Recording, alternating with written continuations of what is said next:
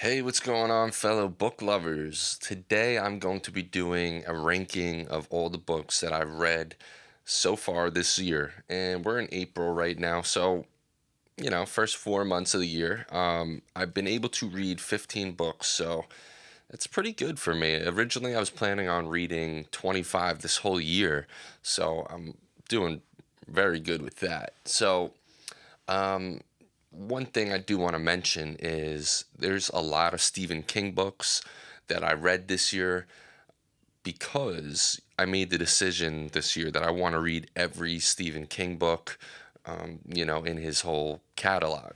So you're going to notice that, but there are other authors in here, so keep that in mind. All right, so let's get started with it. I have it in order that I read them in. So we're just going to do it that way. We have the standard tiers, right? S, A, B, C, and D. D being the worst, obviously, and S being the best. So, first book that I read in 2025 was Cujo by Stephen King. I think most people have heard of the story and are familiar with the concept of this one. It's about this big Saint Bernard dog that gets rabies and terrorizes this poor mother and her child. So I wasn't all that excited going into this one, but I knew it was one of the shorter Stephen King novels, and it's one that I needed to read. So I picked it up, and it was good. I think that's the best I can say. It definitely wasn't great. It wasn't one of my favorite Stephen King novels whatsoever. I felt the character work was mediocre, and usually Stephen King is really good with that. But it still has that classic Stephen King vibe to it. So that was kind of a redeeming quality to it. So I'm going to say that this one's going to go right in the middle here. It wasn't bad, but it also wasn't that great. So I'm going to put it in B tier. That might move. If it moves, it's probably going to go down, if anything. But yeah, right now we're going to start with B tier for Cujo by Stephen King. All right, so next we have a Robert McCammon book, Boy's Life, and a little bit about my experience with Robert McCammon. I read one novel prior to this from Robert McCammon, and that is Swan Song. And that is one of my favorite books of all time. I love, love, love that book. So I was really excited going into this one because some people put this up there right with Swan Song. Some people put it over Swan Song. So I was really excited. It's, a coming of age story. I figured, you can't really go wrong here. But unfortunately, I just didn't love this one. I'm going to put this one in B tier. I'm going to put Cujo behind it, though. So my problem with this one was the way the story was told. I went into it with a different expectation. The way this story is told is that like each chapter has its own little story, and of course they all connect to an overarching plot, but I just didn't like that whole kind of story per chapter thing. It just didn't really do it for me, and I felt like the ending, like the whole when the mystery is solved, it wasn't that, rewarding as for the reader's standpoint. So yeah, I was a little disappointed with that one because I did have high expectations with it. But B tier is not bad, but it's definitely nothing that I think I'm going to reread. So next we have another classic Stephen King. We have Misery by Stephen King. And if for some reason you're not familiar with this premise of this book, it's about this author who gets into a horrible car accident, and the woman that finds him is his biggest fan, and she nurses him back to health, but she's also absolutely crazy. So I enjoyed this one. Usually, what I like about Stephen King novels is that there's a supernatural element to it and he has a big cast of characters. This book doesn't have either of those things, really. But I still really did enjoy it. I watched the movie afterwards. The movie was really good, but I still think the novel's way better. So I'm going to put this one in A tier. You know, it wasn't my favorite It's not in my top five Stephen King favorite books, so I'm not going to put it in the S tier. But it was a refreshing read considering my first two books of the year were two B tiers. Nothing wrong with B tier, but it's just kind of like mediocre. Whereas this started to feel like, okay, that was a really good book. So, Misery, Stephen King, A tier. All right, so I went back to my man Robert McCammon because I was a little bit disappointed with Boy's Life. I had high expectations, and I really thought he was going to be kind of like my other Stephen King author after reading Swan Song. So I saw that they had Stinger at the Barnes and Noble near me, so I picked it up, and I was very disappointed with this one. I'm putting this one in C. Not quite the worst that I've read this year, but yeah, it was really disappointing. I felt like the writing was not, on par with what he normally does. I felt like the dialogue in this was really cringy. It felt like he was writing bad acting, which was weird. The story is pretty much this town, gets enclosed in this like invisible force field so no one can leave and no one can enter. And it's, aliens. It's aliens that did that. And, there were some interesting moments. There was some, entertaining moments in this book, but it was entirely too long. The characters were not likable whatsoever. The dialogue was poor. So I was really disappointed with this one, and that is the last Robert McCammon book I read. So it's kind of sad to see the trend here, but I'm hoping I can pick up another Robert McCammon book and hopefully get it back, on the right track. So if you know any Robert McCammon books that are great that I haven't read, let me know. Okay, so next, this is something I don't do often. I read pretty much a classic, right? Something Wicked This Way Comes by Ray Bradbury. So obviously, everyone knows who Ray Bradbury is. I've never read anything from Ray Bradbury, and I knew the premise of this book. It's about this traveling carnival circus, and there's something sinister about it. And these two, young boys kind of discover this, and it's a coming of age novel, and it just felt like it was totally, up my alley here. But I will say, well, not but. I mean, Ray Bradbury's writing is beautiful, but I almost felt like I had to really deep dive to get to what he was trying to say. I felt like the characters weren't all that likable, in my opinion, and this just wasn't exactly what I want in my, I guess, horror novel. Would you consider this a horror novel? I think so. So I'm gonna put this one in between Boy's Life and Cujo. It was still a good read. I understand why people love the book. It just wasn't what I was looking for as a reader, but I can appreciate it. I did enjoy it. It just was, once again, kind of in that mediocre territory for me to where I'm not thinking about it after I've read it and probably won't reread it. The one thing that it has going for it is a shorter novel. So, down the road, I'm like, hey, let's give that another shot. I'm not going to be like, whoa, this book's way too big. I'm not going to do that because I don't remember liking it. I don't have a problem with longer books, but if it's going to be a long book, I want it to be amazing. If it's a mediocre long book, I think that hurts it. So, speaking of long books, we have Needful Things by Stephen King.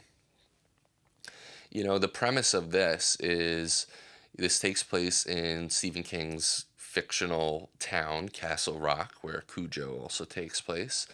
And there's a new shop that opens called Needful Things. And this shop has something for everyone. And whatever you want, he's going to have it, and he's going to give you a good price for it, but you're going to have to do him a favor. And these favors, create chaos throughout the town. And I thought this one was really good. I think this is one of King's better antagonists with Leland Gaunt. He has a huge cast of characters in this one, and they're all memorable. They're all different. They're all unique. I think it's so impressive how he did that. Like I did mention at the beginning of this, though, is that this is a really big book. I think that's one of the downsides of this one. I think it could have been shortened and just made it a little bit more enjoyable because there were times where I'm like, okay, this is really, really long. And there's some of my favorite Stephen King books are the really, really long ones. But for this one, I felt like it didn't need to be this long. And the ending was a little bit sus. So I'm going to put this in A tier, but I'm going to put it behind Misery. Misery felt more um, compact, and it didn't waste any time. Whereas Needful Things, like I said, he kind of overwrites a bit, in my opinion. Okay, the Dead Zone. Dead Zone is a cool concept. It's about this character who gets into a really bad accident. He's in a coma for years, and when he awakes, he has this ability to see the future.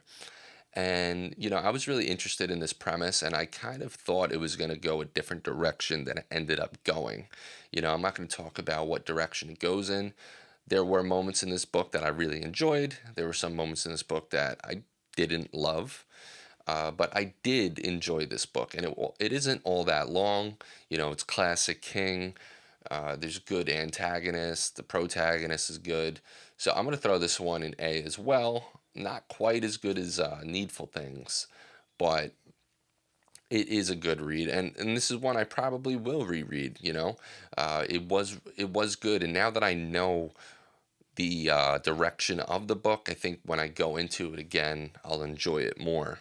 So Dead Zone. So you're gonna see, the beginning of the year, it was a little bit slow, with my enjoyment of the novels, but it's getting better. So next up is Firestarter, also by Stephen King, and if you haven't read Firestarter, this is pretty much, in my opinion, probably the biggest inspiration for Stranger Things, the show. This is about a girl who can create fires with her mind, right? So she's very powerful, and it's about her and her father, who also has some powers, running away from this government faction who are trying to, capture this little girl because she's extremely powerful, maybe use her as a weapon, study her, figure out what makes her tick, right? So I thought this was really good. It was very action packed, and I thought the antagonist was very good in this one. I never knew much about this book, so when I read it, and I was reading the antagonist for the first time, I thought it was good. He stood out to me for sure, amongst some of the better Stephen King antagonists. So I'm actually going to put this one above the Dead Zone. I think Needful Things was just a little bit stronger. I think he does what I like better in Needful Things, with in the sense of a really big cast of characters and the slice of life writing. But Firestarter is a really good action thriller, really. So I enjoyed it. Okay, Stephen King's Later. Now this is one of his, I guess, more recent novels. It's within the past 5-10 years, and I had high expectations for this one because I've heard so many people say how great this book is, how it's him doing coming of age again, and it's kind of like The Sixth Sense, and there's connections to it. So I was really looking forward to this one, and I'm going to tell you right now, I did not enjoy it. I'm going to put this one in C tier, above Stinger. I enjoyed it more than Stinger simply for the sake that it was a shorter read. But yeah, this one didn't do it for me. I felt like King usually really knows how to write kid characters. I didn't really get that connection with this one. I thought the other side characters in this book were very unlikable when they were supposed to be likable. And I just felt like the plot and the plot twists were, they just didn't do it for me. I was pretty disappointed with this one. And it was a shorter novel, but I felt like it was going on forever. So that's never a good sign. So Stephen King, we're putting him in C tier. I know, it's crazy. Okay, next we go with the classic Stephen King novel, Christine. And, I didn't want to read this one at first because the premise seems really ridiculous. It's about this evil car that kills. So you can't really get all that scared. At least I couldn't about that premise. But I was pleasantly surprised with the characters in the book. I think the characters were memorable and likable. And, the human antagonists were good.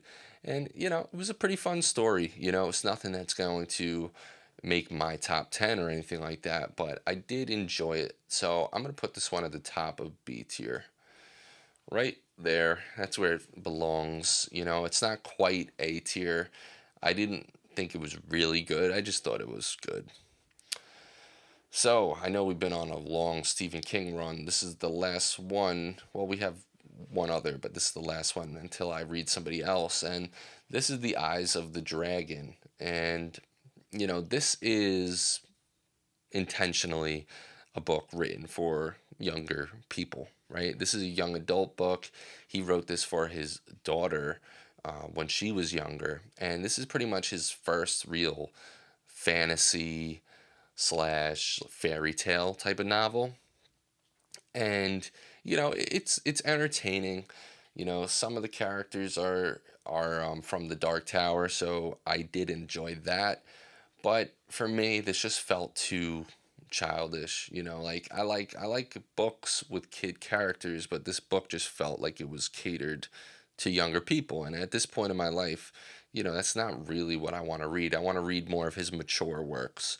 So this one, kind of disappointing for me. I'm trying to figure out where I want to put this. If I want to put it at the bottom of B or the top of C. I think I'm going to put it at the top of C. Yeah, it just wasn't a book that I really enjoyed. It was entertaining, but like I said, it just felt like it wasn't that satisfying of a read for me. All right, so moving away from Stephen King for a few. This one is called Ring, and if you've ever seen the movie The Ring, this is what the movie was based off of.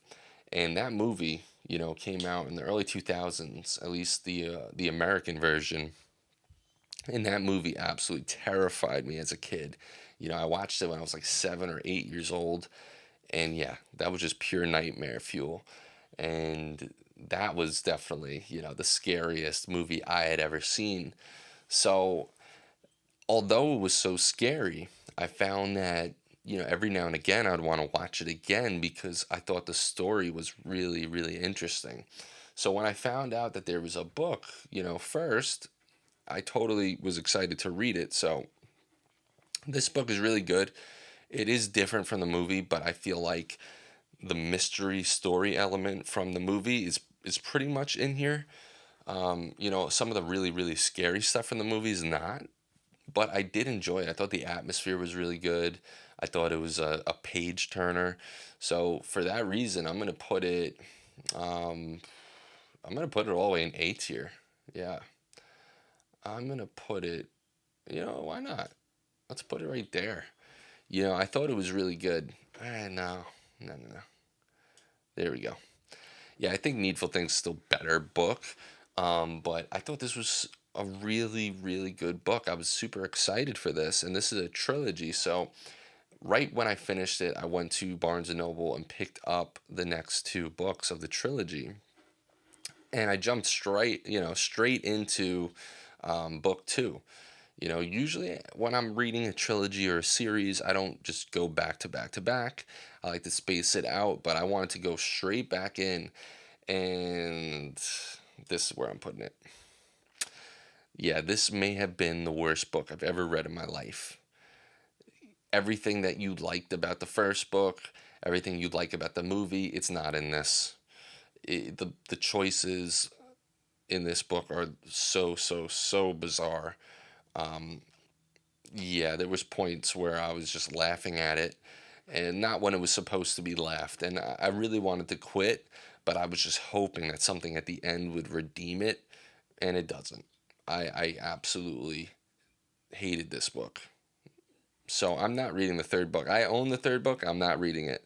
So, if you've read it and you've liked it, I'm happy. Maybe let me know what you liked about it. But for me, ooh, this was not it. So when you read, you know, the worst book you've ever read, naturally, for me, I wanted to go back to my favorite author, Stephen King. He was going to make everything right. So I read The Talisman next, and I'm going to put it all the way down here. Yeah, yeah, bad two book slump I went through. So The Talisman, again, I was hoping to really enjoy this. This was another fantasy novel from Stephen King, and it's co written. But I had high hopes. There were Dark Tower connections. It's a coming of age kind of epic journey, and there's world flipping. I mean, what's not to love? Well, turns out there was a lot that I didn't love. I thought the characters were unbearable. Our protagonist was unrealistic. He's supposed to be this young kid, but he talks like an old man. His companions were so unlikable. Like you actually hated them when you're supposed to love them. And the plot was way too long and drawn out, and the antagonists were not very scary or good. Yeah, this one, and this is a huge book. So this was a real drag for me. So D tier wasn't quite as bad as Spiral. I don't think anything could be that bad. But yeah, Talisman D tier. I hate to do that to Stephen King, but maybe we could just blame Peter Straub, you know. But no, I think even if this is co-written, Stephen King, he needs to make this better. It just wasn't. And lastly, the last book that I completed this year was my first read from the author Ronald Malfi, and this one's called Blackmouth. And this one is, a lot of people compare it to it, for the sense of it's about these group of childhood friends who experience something horrific, a traumatizing event, and now they're adults, and mysterious circumstances lead them back to where they grew up, and they have to confront this evil. And man, I absolutely love this book. I'm very happy I had one 5-star read so far this year, and this was that. The characters, I love the characters in this book. It was so dark and gritty and disturbing. It was everything that I look for in a horror novel, and this was it. And if you have not read this, or you have to, this is a must read. It's not that long, but the atmosphere, the characters, the plot, everything was near perfect for me. So that was my 2025 so far. I'm currently reading Empire of the Vampire by Jay Kristoff, and I'm enjoying it, but I'm very early on, so can't put that on this list yet. But I plan on doing another one of these videos, maybe in another 3, 4 months, and we'll see, we'll add to this. So let me know, have you read any of these books? Do you agree with where I have them ranked? Or, have I inspired you to pick up one of the books, or maybe inspired you to not pick up one of these books? Let me know down below, and I'll talk to you guys next time.